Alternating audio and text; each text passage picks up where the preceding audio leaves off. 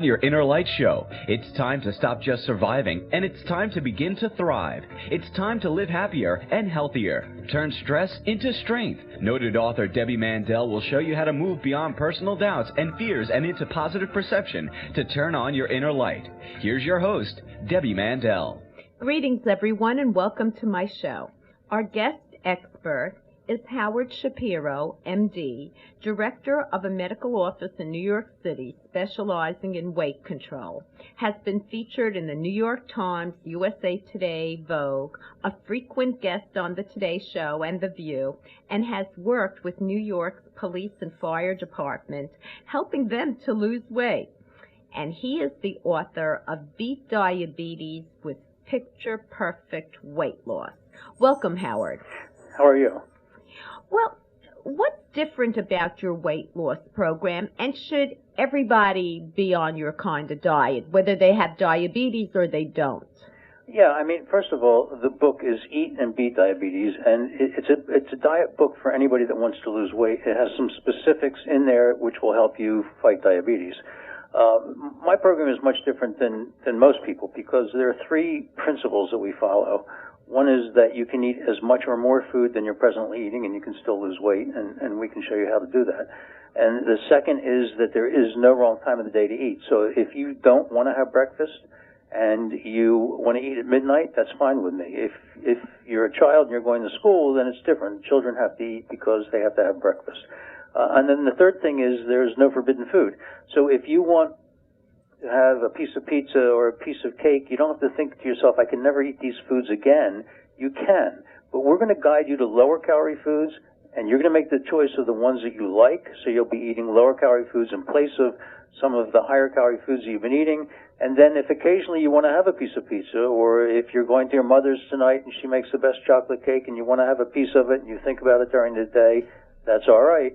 But don't take the cake home, put it in your kitchen, and every time you walk through your kitchen, have a piece of cake because you see it there. That's not all right. So they're the three principles, whereas most programs will tell you what to eat exactly, when to eat it, how much to weigh out, and it's very specific and it's not comfortable. And the bottom line is you will do it for a period of time and lose weight, and then you gain the weight back because you haven't learned how to make any changes. You know what I find fascinating from your points? That you could skip breakfast, eat at midnight. Basically, we have been told to eat a higher calorie breakfast because we're going to eat and burn during the day. And many people have been warned, stop eating carbs after 7, after 8, your body's winding down, you're going to sleep. And you say it's okay to be a night eater. That might be manageable for people who are not larks but owls. Well, it's manageable for somebody like me because I never eat breakfast, and I even when I was in college, I didn't eat breakfast, and I'm up late at night, so I might have a snack at 11 or 12 o'clock at night. The idea is that if somebody said to me, "Gee, you've got to eat breakfast," I'm then eating a meal I don't even want, and I'm supposed to be cutting down my calories. It makes it a little bit difficult. And the other side of it is this: there's a myth or a misconception. People think that if you eat after 7 o'clock at night, you're not going to burn the calories off. Well, if you eat after 7 o'clock at night, you may not burn the calories off that night, but you're going to burn them off when you wake up in the morning. So within a 24-hour period of time, you're burning off the calories that you have been eating. They don't just sit there. So the bottom line is, if you want to have dinner at 9 or 10 o'clock at night, because that works for you, then do that. If you want to eat at 5 o'clock, that's okay with me. But don't force yourself to eat dinner at 5 or 6 o'clock at night and then starve at 11 o'clock when you might be hungry again. So it's easier to work within the framework that's comfortable for the patient.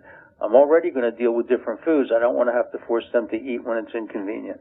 Now, when someone comes into your medical office, and I applaud that because most doctors do not pay attention to nutrition. I know this is your expertise, but if somebody goes to for a physical, usually they're told to, if they're overweight, lose the weight, diet and exercise, but they don't really get help. Now, if somebody comes into your center, would they be told to exercise?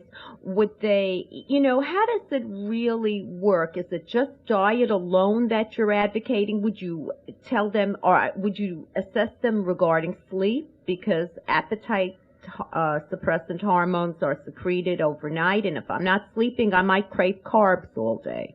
Well, The way we do this is there's 3 visits before somebody really starts. The first visit's a consultation or an intake where the patient will fill out a medical history form. I will spend a half hour going through the medical history. I'll go through also what their eating pattern has been, what their progress has been on other weight loss programs, if they've done any.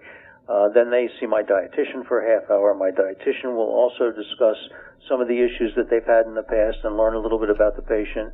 And at some point we try to have them see one of the psychologists just to see if there's issues that are emotional as far as their eating. If they are in a job that they hate, if they're in the middle of a divorce, if they just have grown up with their parents beating them down about their food and things of that sort. So the first visit's a consultation. It's about an hour and a half. I have other programs where people come in and it's a shorter consultation, but they spend the time with me and we start them off on something different. The second visit is a physical exam. It's a thorough physical exam where we do a percentage of body fat test, blood test, an electrocardiogram, and physical exam. And then the third visit, we start them on a program. And what happens is we will lay out a program for them. We may use protein powders as in place of a meal or between meals as a snack, or we may do a program just with food.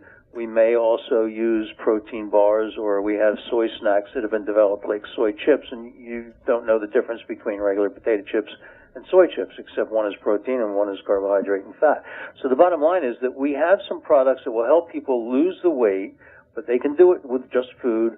The idea is we lay out a program for each person differently, because different people eat at different times of the day and have different triggers and different job issues. And some people eat dinner in restaurants all the time. Some people eat at home.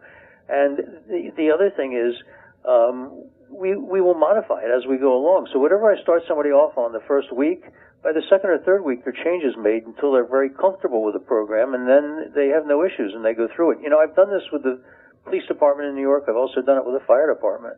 And I have to be honest with you, working with the fire department, their typical breakfast, when they came to me, it was 2 bagels followed by 2 donuts, followed by Entenmann's cake, followed by the leftovers from the night before, and then they started to plan lunch. So you have to give firemen a lot of food. And they did lose a lot of weight. That's interesting, white carbs in this time period. Okay. Now, do you, well, we're going to commercial break, and then I want to know if there's an exercise component. We will return with Dr. Howard Shapiro, author of Eat to Beat Diabetes, with Picture Perfect Weight Loss.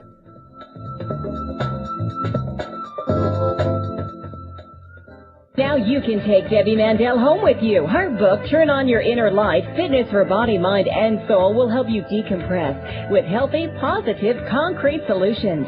Common life challenges are presented so that you can quickly find the help you need. Emotional tips, original meditations, and a fun and easy-to-follow fitness workout for each mindset. This revolutionary new method will help you rewire mind and body to take back your power. Get it on Amazon. Are you overwhelmed with the burden of taking care of children, parents, or both? Are you taking care of everyone else except yourself? It's time to change your habits and re-energize. Debbie Mandel gives you an innovative and easy-to-follow program for good health and happiness. In her magical new book, Changing Habits, The Caregiver's Total Workout, Debbie Mandel shows you step-by-step how to find the optimal balance between giving and receiving, and guides you to exercise and eat right to take care of yourself. What are you waiting for? Read Changing Habits and start training for your life. Life does not need to be a burden. Get Changing Habits, The Caregiver's Total Workout, on Amazon.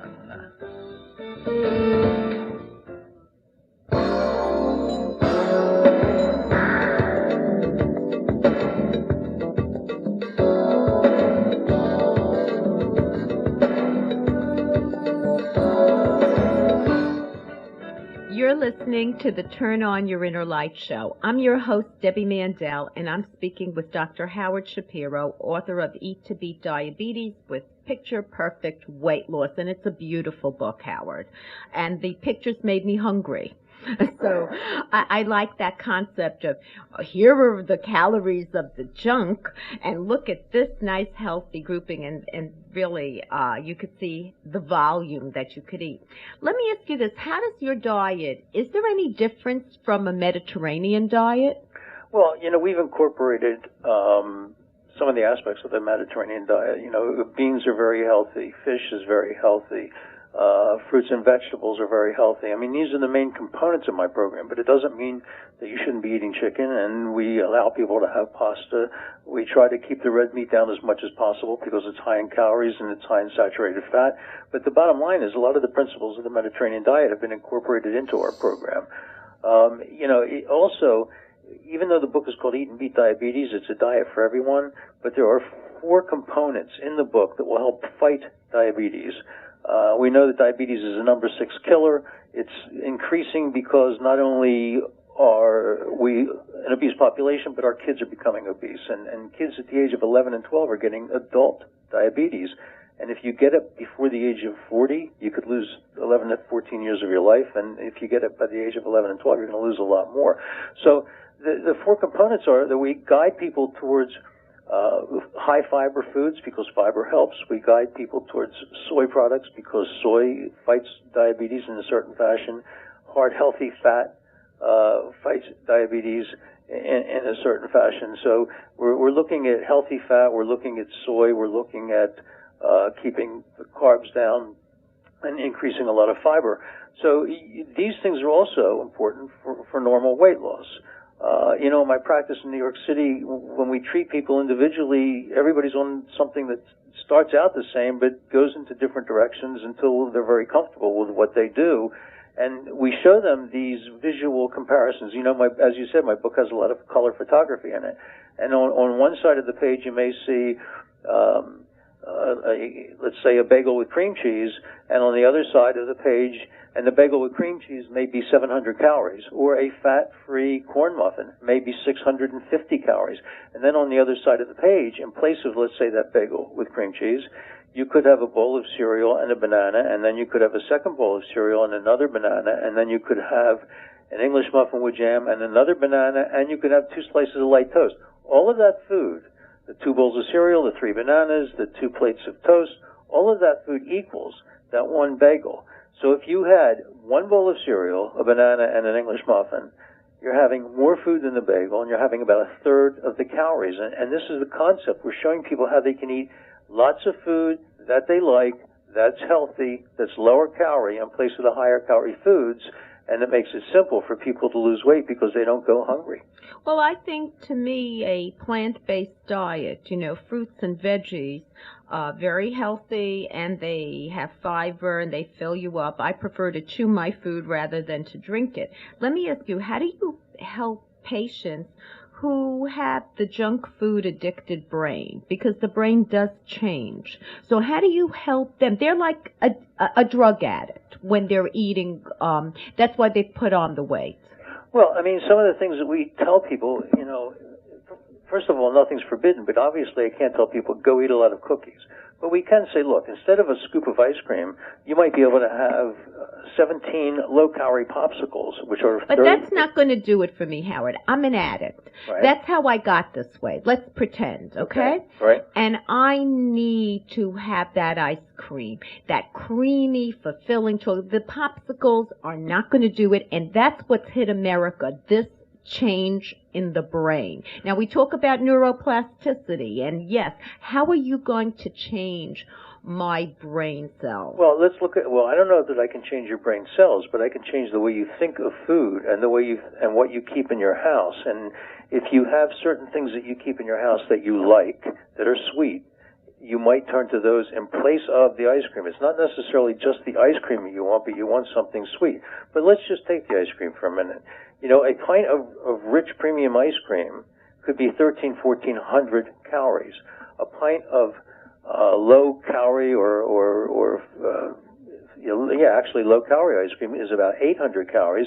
And maybe you might be satisfied having sorbet because there's lots of very good sorbets now they're mango sorbets. There's all kinds of different flavored sorbets, and that's only 300 calories for a pint, depending on the brand.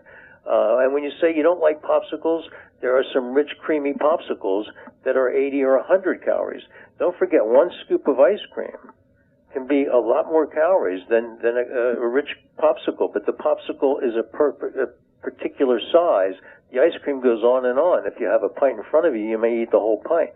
So maybe the trick is to get a Dixie cup portion, to have little portions, like portion control. I mean, that's another venue, right? Well, I mean, I don't really like to tell people to eat little portions of things, but if somebody says, look, I need to have ice cream, and sorbet's not going to do it for me, even though a pint of sorbet is 300 calories and a pint of premium ice cream could be 1,300 calories. So it's something that's very sweet, just doesn't have as much fat in it. But if somebody is not willing to do that, then smaller portions, but maybe not just having a small portion of a Dixie cup and you think, well, I didn't eat very much, but maybe having a bowl of fresh fruit with berries and blueberries and everything else, and putting the Dixie cup on top of it, or putting the fruit on top of the Dixie cup, so that it looks like it's something particularly appetizing. And substantial that's going to fill me up, because a little Dixie cup won't do it, right? Exactly. And if you just go for a Dixie cup, you'll end up going for 2 or 3 Dixie cups, because you'll say, well, they're so small, it's only so many calories, what's the difference? Mm-hmm. That's a great solution. You're all right. Let me ask you another question. What about sugar-free products? Some studies feel that sets you up for an even greater caloric binging. To have, you might as well have your sugar or have it as a real thing. And we're also into natural foods versus processed foods. Well, there's 2 ways of looking at it, okay? One way is that some people want certain foods, and if it comes sugar-free, they don't mind it, and it's saving them calories, so there is a purpose for some of these I'm foods. Getting a signal for commercial break, and I do not want to rush this point. We will return with Dr. Howard Shapiro, author of Eat and Beat Diabetes with Picture Perfect Weight Loss.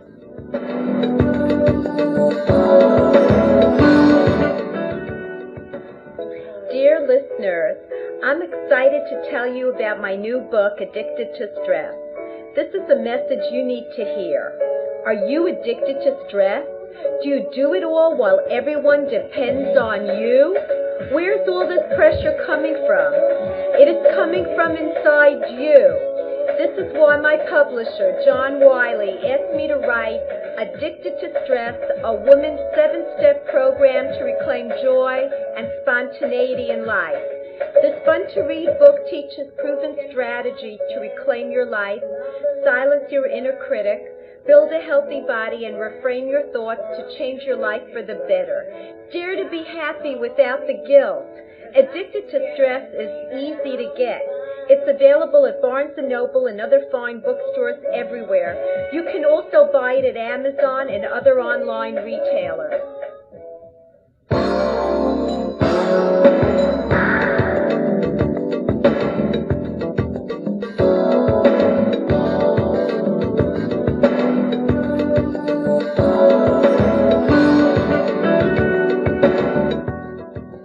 We're back with Dr. Howard Shapiro, author of Eat and Beat Diabetes with Picture Perfect Weight Loss. And I love this book because it's also focused on prevention, and we always know that it's easier to prevent than to treat. So now back to our question before commercial break.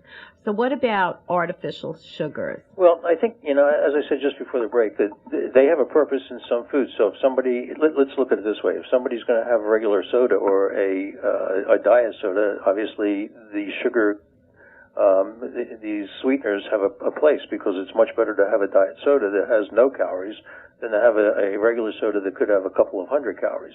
That's the first thing. On the other hand, there are lots of foods that are made that say sugar-free, like sugar-free cookies.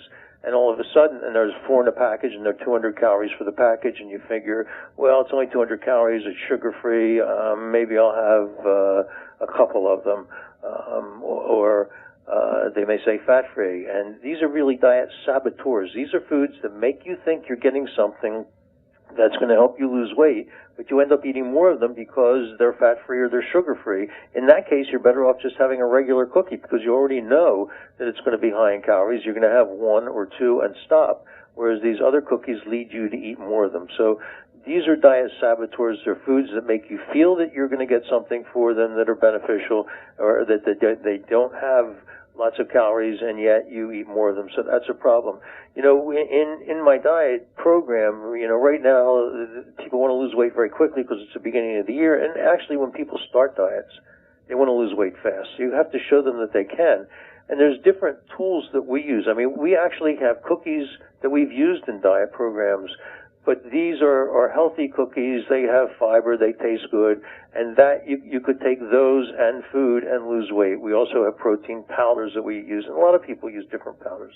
But the ones that I use are from medical companies, and we also have protein bars. So the idea is there's different supplements that you can use that may be sugar-free or they may be healthy to help you lose weight, but you've got to get the right ones. You can't just take something that you see in a market and assume that you're going to lose weight with it. Now, do you start people off on these supplements? Because I think it's so much easier to eat whole, natural foods. You know, the kind of diet mothers and grandmothers of the past had. I mean, when did we get away from all that? Well, I can't tell you when we got away from it all, but I can tell you over the last couple of decades, we've become an obese population, so we've certainly got away from eating healthy. And I think we got away from it because of all the fast foods that are available in this country, and we've actually exported obesity to all the other countries in the world because we have all those fast foods over there.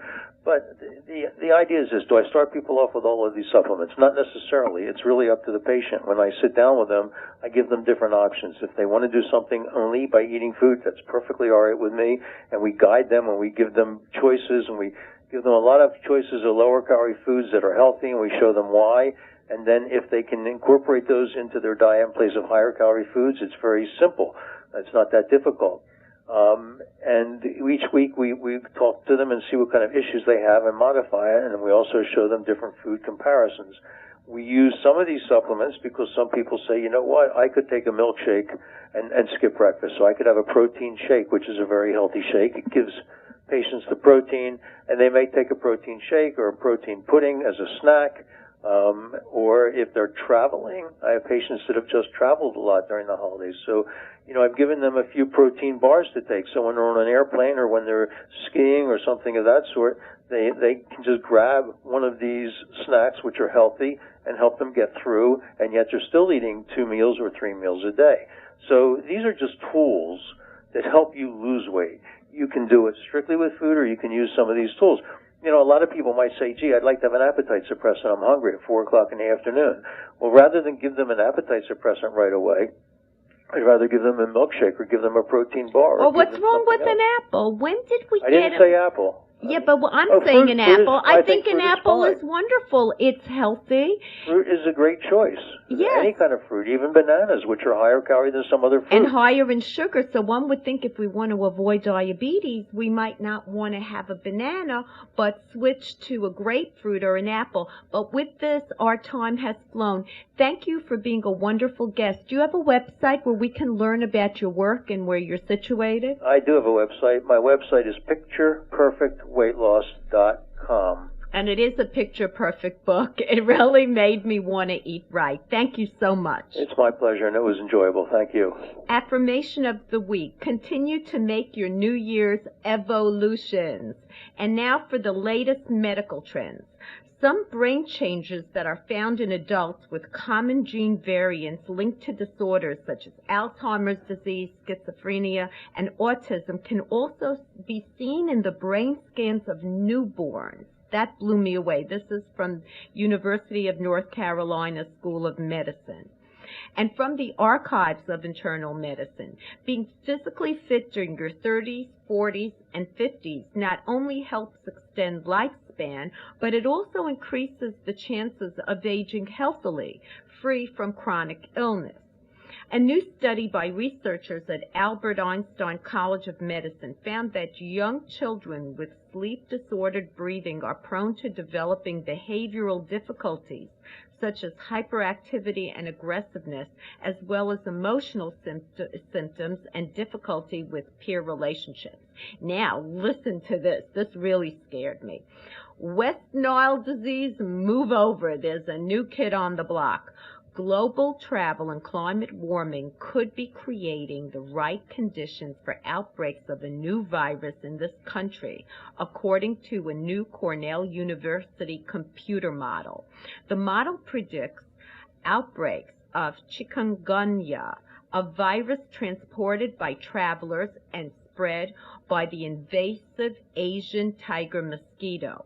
And this could occur in 2013 in New York City, Atlanta, and Miami. The symptoms include, fever, severe joint pain, achiness, headache, nausea, and fatigue, as well as debilitating and prolonged pain in the small joints of the hands and feet. This virus originated in Central Africa and is endemic in Southeast Asia. With, travel, all you need is a person from there who's been bitten and infected and mosquitoes to bite and spread the disease. And in vitro fertilization may significantly increase the risk of birth defects, particularly those of the eyes, heart, reproductive organs, and urinary system, according to a new UCLA study. But sometimes for the birth of a bundle of joy, we're willing to take our chances. Well, we come to the close of another show. I have an educational website on stress management, health, and wellness, totally free. TurnOnYourInnerLight.com. All the radio shows with the guest experts are archived for your listening pleasure. Just click on the link and you go right into YouTube. Subscribe to my free newsletter from TurnOnYourInnerLight.com. You'll get a heads up on the latest interviews, emailed directly to you, along with a fresh new article on stress management and all the health tips I don't even get a chance to itemize on air because I don't have the time, from TurnOnYourInnerLight.com. Have a wonderful week and see you on the radio.